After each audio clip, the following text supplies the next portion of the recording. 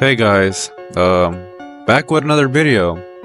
Hooray! Dude, stop being so awkward. Okay, for real. Let's get on with the video.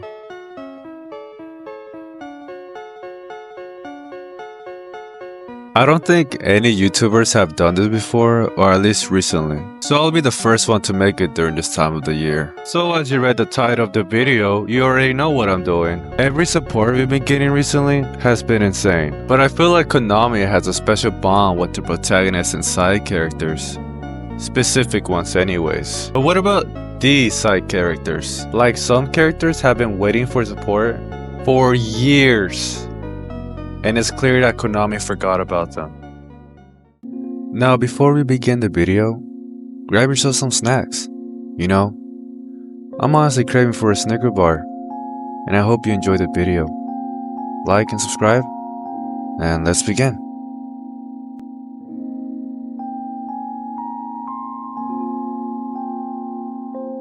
Starting off at number 5 is Blackwings. They were first released in November 11th of 2018, and a year later, in November 10th of 2019, they got more of their support. Now, if you're not familiar with this deck, Crow from the Fighties role owns the deck, so therefore, it's a synchro deck. Yeah, no shit. Anyways, after they got their second round of support in November 10th of 2019, they became tier 1 in the meta on November 18th. But they weren't the only tier 1 deck during that time. Ritual Beasts, Dark Lords, Inbug were also up there. Not for long though. Anyways, back to the topic. This deck was crazy back in their days. Blackwings love to spam themselves and overwhelm their opponent. Going first, they like to have a turn 1 board, or at least somewhat. But if they go second, they're insane.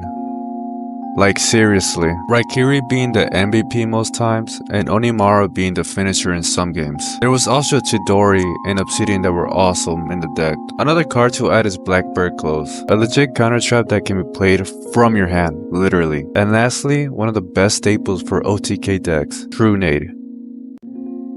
Where are they now? Well, since they were super good back then, they eventually got nerfed. But around last year, they kept getting buffed. They even added a skill that I guess helps it. Honestly forgot when they got the skill. But their last support was around 2 years ago, when the box Stars of Synchro came out. Ever since then, they never got support again. Next on the 4th spot is Fluffals. This archetype shares something common with Blackwings.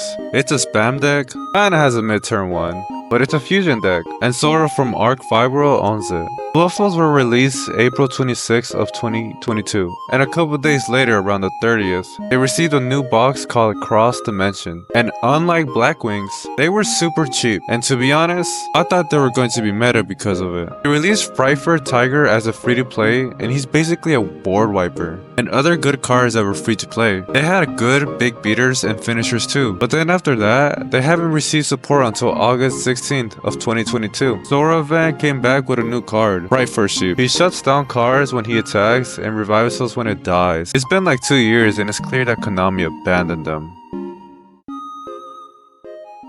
Coming up next on the 3rd spot is Melodious. Now this deck came out in January 30th of 2020 in the box Masters of Shadow. And a year later on September 28th of 2021 in the box of Pendulum Genesis. This was also when Arc 5 World was released to Duel Links, and Zuzu Boyo owns them. And surprisingly, this was the only deck from Arc 5 that made it meta relevant because Pendulums sucked during that time. They were in high potential on October 4th of 2021 and later on instantly tier 2 on October 11th through November 22. Because after that, they became tier 1 during the 6th of December through December 13, which is my birthday by the way. Anyways, they were tier 1 for a week, and they never got nerfed, just power crept by other decks. And I hated going against them during that time. I have a hand trap that can end games that is free to play, and a monster that can ruin your graveyard resource, and the main boss monster that literally every other deck couldn't out because it was immune to card destructions and couldn't be destroyed by battle. Literally, it's been somewhat 3 years, and they haven't got any Melodious support. I think it's safe for them to get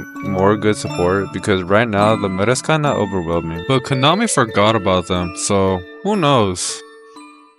Number 2 on the list is Roids. Bro, this deck is pure trash, not gonna lie. But hey, any deck that's trash can be turned into tier status by a simple skill, and that's what Roids needs. It came out on March of 2018, and a year later, on March 30th of 2019, the box Warriors Unite came out. This deck is honestly just terrible. From a guy named Cyrus, a character that's so relevant, if I went into 500 matches in ladder, I still wouldn't see him, and I'm being dead ass. Anyways, since they were that bad, they were used as an engine instead. Mega Roid City and Kyroid and Submarine Roid. Oh, and I guess Paris Psychroid. They were being abused so bad, Konami had to nerf some of their cards. I'm not gonna explain why, but let's just give a big thanks to Invo. Roy doesn't really have much left anyway, so why not just release them all? Konami, where's the support, man? It's been almost 4 years.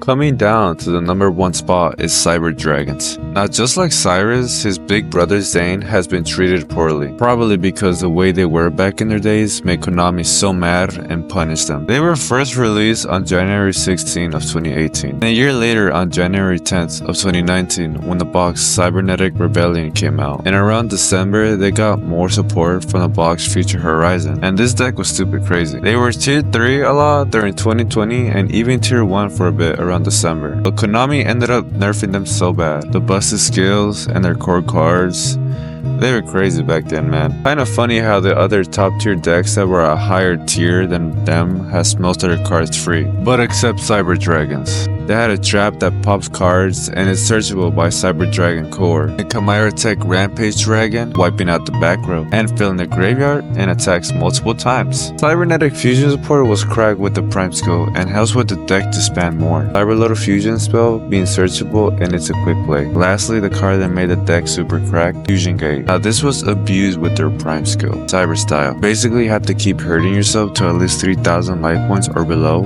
and boom.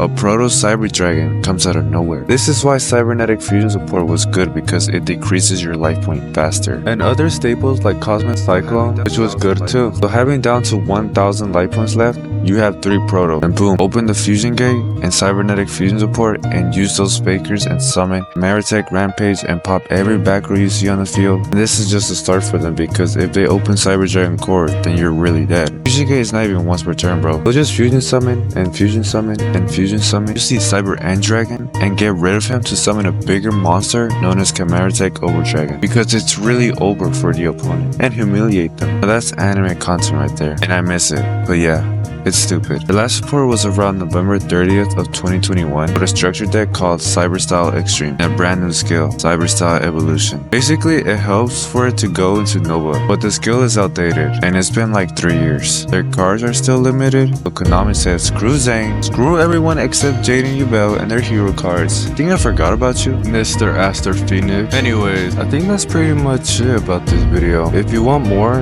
please let me know down in the comments. And for the rest of y'all that made it this far, thank you, and I'll see you then.